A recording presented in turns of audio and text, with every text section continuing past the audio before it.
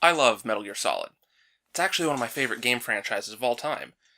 I didn't get into it on the PS1, however. I started with Metal Gear Solid 3 of all things, and worked my way backwards, though I still have a great appreciation for the franchise as a whole. But I never got a chance to play the Game Boy Color entry in the franchise, so at the Portland Retro Gaming Expo in 2015, I made it a point to get a copy. And it blows my mind away that no one talks about this, really. So I figured I'd give it some love. Developed in response to Konami Europe's request for a Game Boy Color port of the PlayStation hit, Metal Gear Solid, or Metal Gear Ghost Babel as it is also known, is a Game Boy Color exclusive that takes place 7 years after the events of the original Metal Gear, and is an alternate timeline to the main series.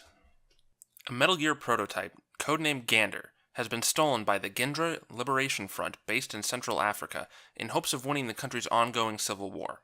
The Delta Force was sent in to retrieve Metal Gear Gander, but was wiped out by a former U.S. Black Ops group known as Black Chamber. All except for Sergeant Chris Jenner. Pulled from his Alaskan retirement, the legendary Solid Snake is sent to Africa to infiltrate the enemy's fortress, formerly known as Outer Heaven. The game uses a similar engine to the one used in the MSX games, but includes some features more prominent in Solid, such as 8-directional movement, flattening against walls, and knocking on said walls. Your life is displayed on the bottom left, and your equipped weapon and item are shown on the bottom right, with your radar on the top right. The radar is almost too small for the GBC screen. I found myself squinting and moving the Game Boy closer a number of times, trying to see the guard's movement patterns.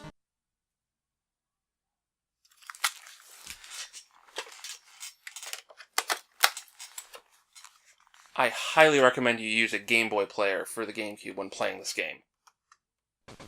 The introductory mission is surprisingly deep. You halo jump into Africa and must find your way to the compound.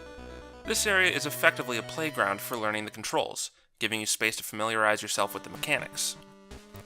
After taking out the local guards and testing the buttons, I figured out how to lay prone, which is strangely mapped to the start button. I moved through a few screens exploring the area and found some tall grass. I noticed the grass animate, parting for Snake, as I moved through it, so I figured I'd try going prone. Lo and behold, I was hidden in the grass! This allows you to continue moving around guards in some cases, or simply waiting for your opportunity to move forward past them. After sledging through some mud and a few more screens, I came across a bridge with a handful of guards. Not wanting to alert the guards on the bridge, I decided to tread through some more mud. However, this wasn't going to keep me out of sight, so I decided to go prone again. And oh my god, I'm underwater! Mud. If you look at the bottom of the screen, you'll see there's an O2 meter now depleting. Though optional, very early on the game introduces you to the oxygen mechanic, which will be used a handful of times. Playing through the game, you'll generally see that each stage is cleverly built, encouraging, or in some cases requiring, the use of many of the items found by exploring each room. I say generally because fuck birds and fuck dogs! Wait, what? Oh, come on, seriously? The guards have borrowed from their 32-bit brethren. After your first volley of punches, enemies are now rendered unconscious for a few seconds, leaving you the option to continue on without killing them. Personally, I recommend hanging around until they get up. After that, they are one and done. Or one more and done. Pow! Thwap! Smack! Though they do respawn after changing screens. You can use firearms to defeat enemies as well. However, the 8-bit guards now have ears and will go onto alert status if you fire a gun. So I found myself just throwing punches most of the game. You'll also come across gated flooring, which will cause a lot of noise if you walk over it, so be mindful of where you're stepping, unless you desire the guards' attention. If drawing their attention is what you're after, then you can flatten up against the wall and knock on it, to pull the guards from their preset path for a few moments. Much like other Metal Gear games, the bosses won't fall for deception. They know you're there and they're itching for a fight. And it wouldn't be a Metal Gear boss without a lengthy character monologue before and after. I gotta say, I was concerned the boss encounters would drag down the game ultimately. They did so much right with the Game Boy hardware that there had to be a major flaw somewhere in the game, right? Well, if there is, I don't think the bosses qualify. These are for the most part thoroughly enjoyable fights.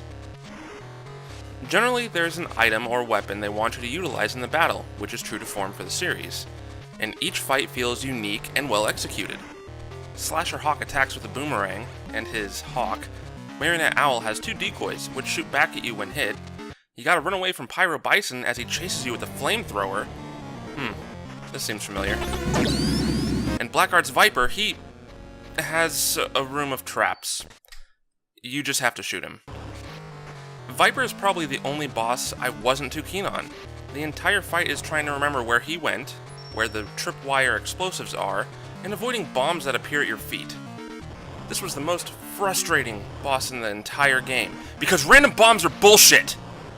The shining jewel is, of course, the fight with Metal Gear.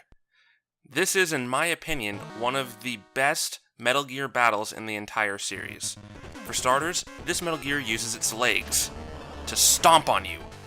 The first phase is dodging its frantic feet, while trying to blow them off with either C4 or landmines. It's an awesome way to start the encounter.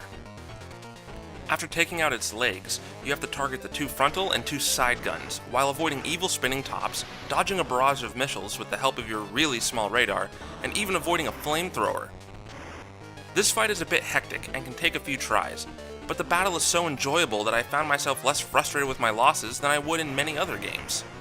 In fact, I found myself wanting to play this section again almost immediately after having successfully defeated Gander.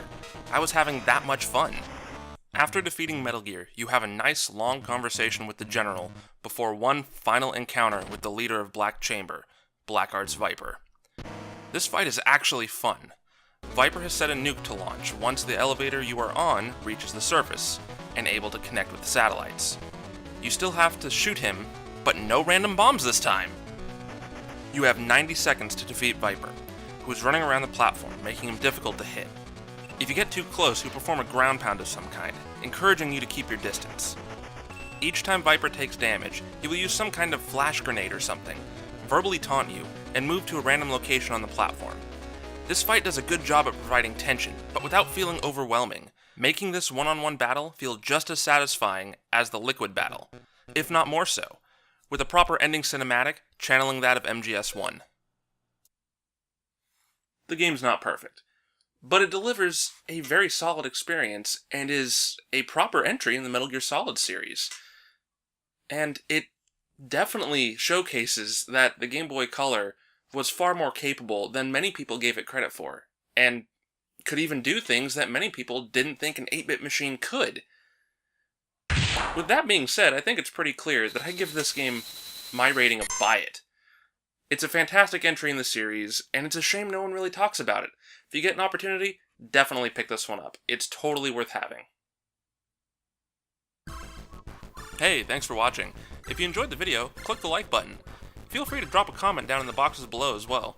And don't forget to subscribe to the channel to stay up to date with all of our latest videos.